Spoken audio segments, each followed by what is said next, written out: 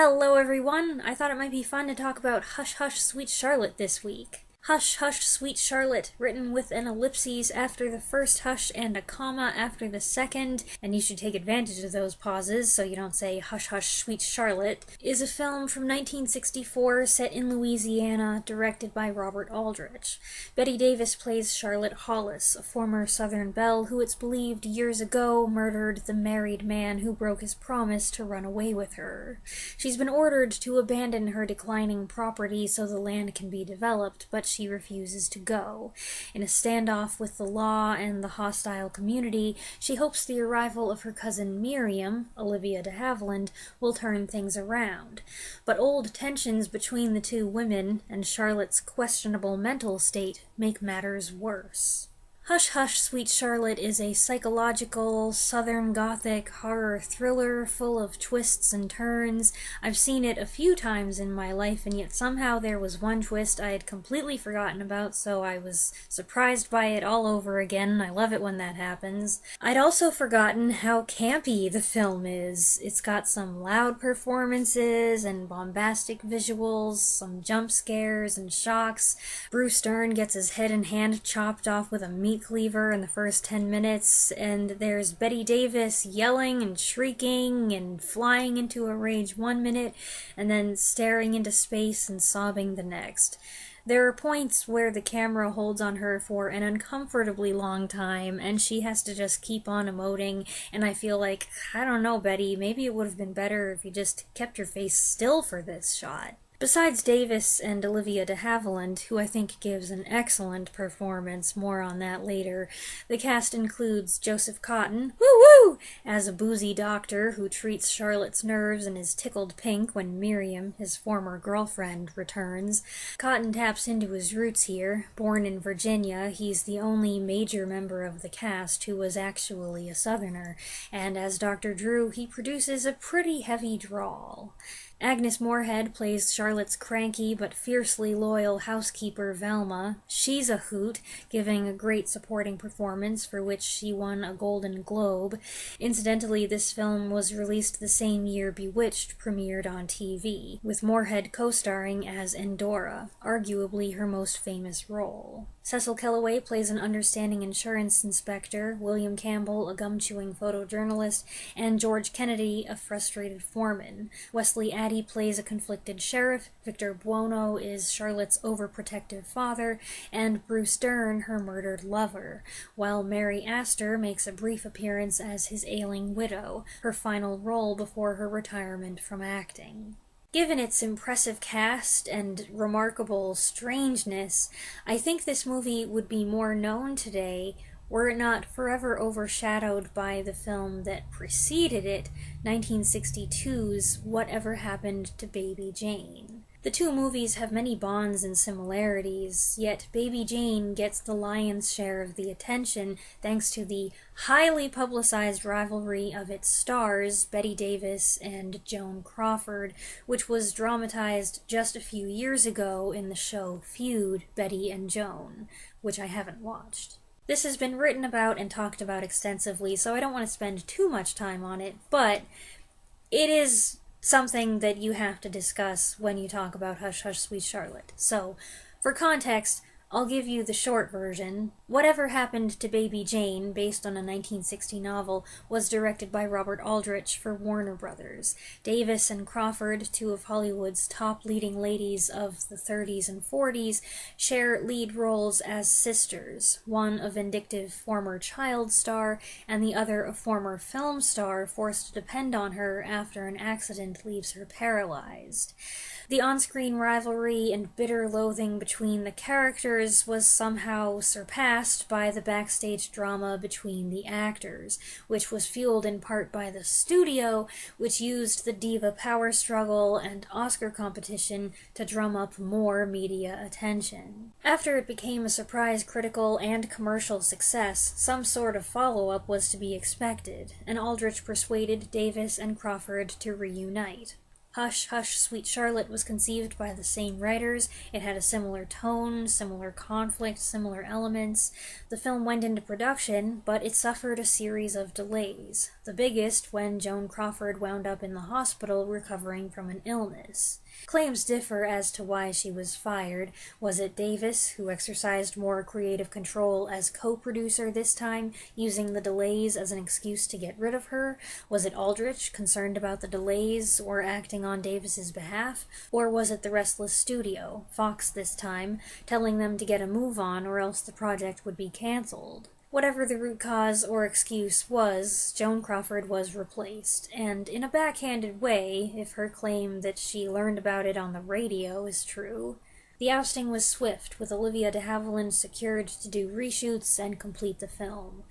But there is still one shot of Crawford that remains in the movie. Editing Weaselberry jumping in here to add that in Joseph Cotton's autobiography, he talks about how much he enjoyed working with both Davis and de Havilland. While he doesn't say a whole lot about the film's production, he has nothing but praise for the two leading ladies. He says positive things about Joan Crawford as well, and he gives a different, much less sinister account of Crawford's exit. His is an intriguing report, as it comes from someone who was actually there and knew the parties involved, rather than someone passing along hearsay or rumors decades later. The only reason why I might doubt Cotton's word is that he was a gentleman, and he was so gracious about all the leading ladies he encountered that if he did witness anything untoward, I'm not sure he'd put it in print. For the record, when I say Hush, Hush, Sweet Charlotte has been overshadowed by whatever happened to Baby Jane, I'm not saying that's not the way it should be. Whatever happened to Baby Jane is a wild ride, a plot so disturbing, with a lead performance so bizarre, it has to be seen to be believed. And if for some reason, I don't know why this would be the case, but if you have to choose just one of these two movies to see, you should probably make that one the priority. However, I don't think Hush Hush Sweet Charlotte should be forgotten. Sure, it lacks the distinction of being first, it doesn't have the contentious backstory, it doesn't have the electric enmity between its leads, it's not particularly quotable, it's not as outrageous, it's harder to parody, the theme song doesn't have as much of an impact as I've Written a Letter to Daddy, and so on. But for all that, in some ways, I like this movie better. It has Joseph Cotton in it, so there's that. I also really like Olivia de Havilland, and I like Bette Davis.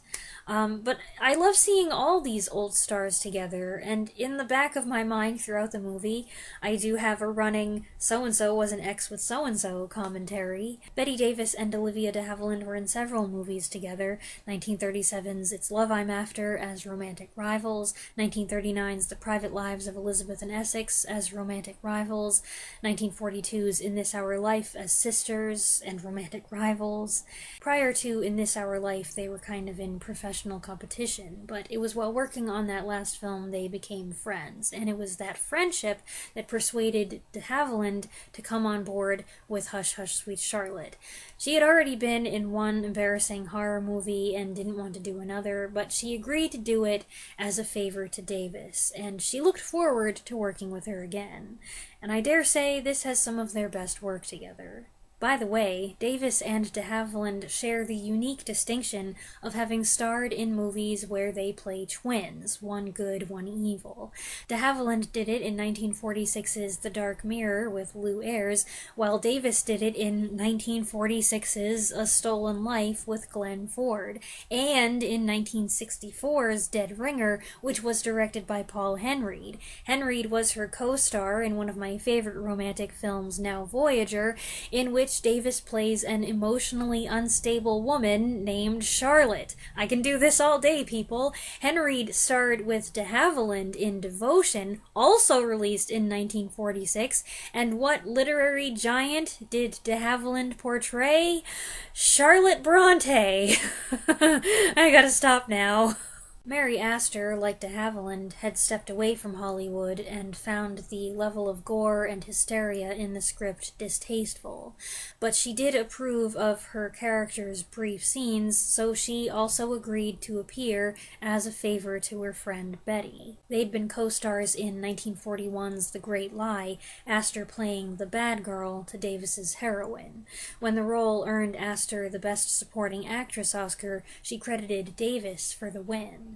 As far as I know, Bette Davis and Agnes Moorehead didn't have a history together, at least not a professional one, but they did have Joseph Cotten in common. Cotten and Moorehead were both members of Orson Welles' Mercury Theatre. They appeared separately in Citizen Kane and together in Magnificent Ambersons. They don't share a lot of screen time here, but Velma does swat Dr. Drew on the back to remind him to help her with Miriam's luggage, and they have a couple fun interactions. Meanwhile, Cotten played Davis's husband in 1949's Beyond the Forest, a movie most famous for being quoted in Who's Afraid of Virginia Woolf. As for Cotten and de Havilland, over a decade later, they'd be reunited in Airport 77.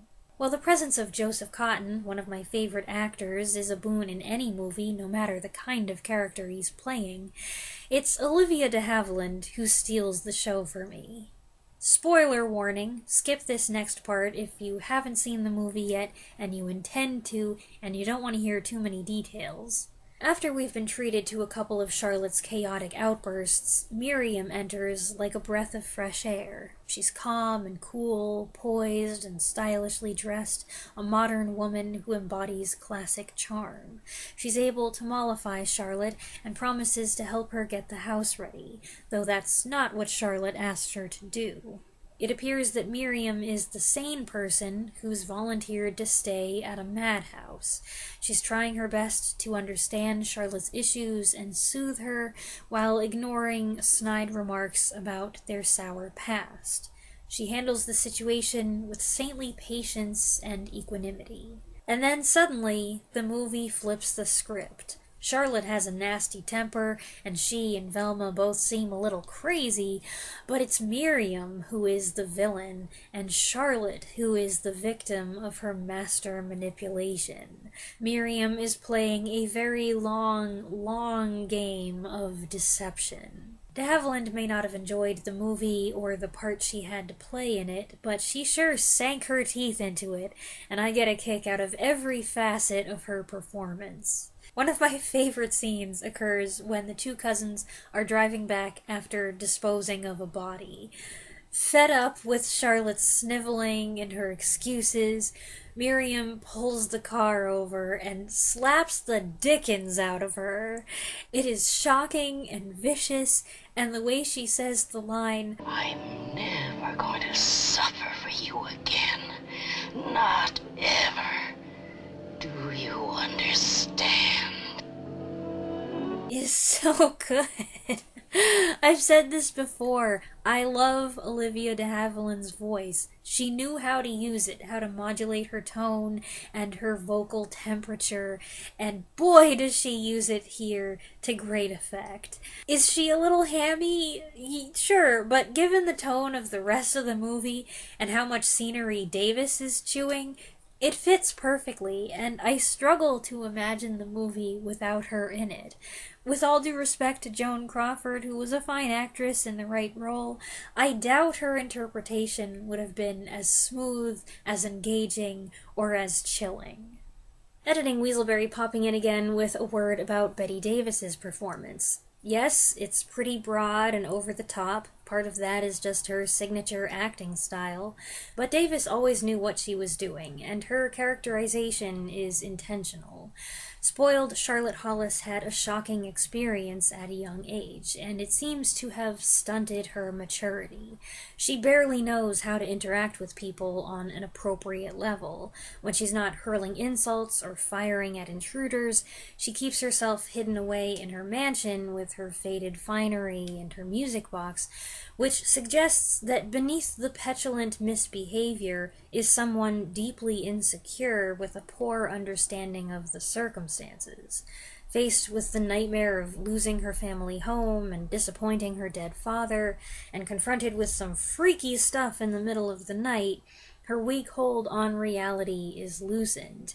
And when she's betrayed and mercilessly bullied by her cousin, who she thought was going to rescue her, she's reduced to a childlike state. Given the weirdness of the scenario, I think Davis conveys this swing from crazy old lady to fragile, frightened prey fairly well. The success of Whatever Happened to Baby Jane and then Hush Hush Sweet Charlotte kicked off a wave of films referred to as hagsploitation, or the psycho-biddy subgenre. These are horror movies that feature Hollywood leading ladies who are past their prime, playing extreme, violent, and often ugly roles. Davis and Crawford both wound up in several of these. Shelley Winters was in a bunch of them. I saw Geraldine Page wield a shovel in 1969's Whatever Happened to Aunt Alice. I dislike the term hagsploitation, and I don't think psycho-biddy is much better, and I think it's sad if these acting legends had to take degrading parts in order to stay relevant and pay the bills. Still, it can't be denied that these campy films, many of them cult favorites now, are entertaining, and they did give these ladies' careers a second wind at a time of life when they would typically be overlooked for leading roles. While Hush Hush Sweet Charlotte was another box office hit and earned an astonishing 7 Academy Award nominations, that's 2 more than Baby Jane got, it's not a perfect movie. It's a bit drawn out, it's got some cheesy effects and overly dramatic zooms that feel dated. The dubbing and body double for Davis in the prologue are obvious, and they utterly failed to make the young people look like they belonged in 1927. All that said, however, I think it is a fun experience, an outrageous, occasionally gruesome thriller, murder mystery, horror movie. It's got good atmosphere and well-timed twists, and the appearance of several high-caliber veteran actors, Davis, de Havilland, Cotton, Astor, Kellaway, and Moorhead, as well as many familiar faces in supporting roles, makes this a special treat for classic film fans. I don't know where else to mention this, so I'll just put it here at the end. I noticed a surprising number of scenes where characters wake up and walk around in their flowy nightgowns. The movie takes place over just a few days, yet I don't think Davis or de Havilland wears the same gown twice. Those are my thoughts on Hush, Hush, Sweet Charlotte. I hope you enjoyed this review. Let me know your thoughts on this one in the comments below, and I'll be back next week. Thanks for watching.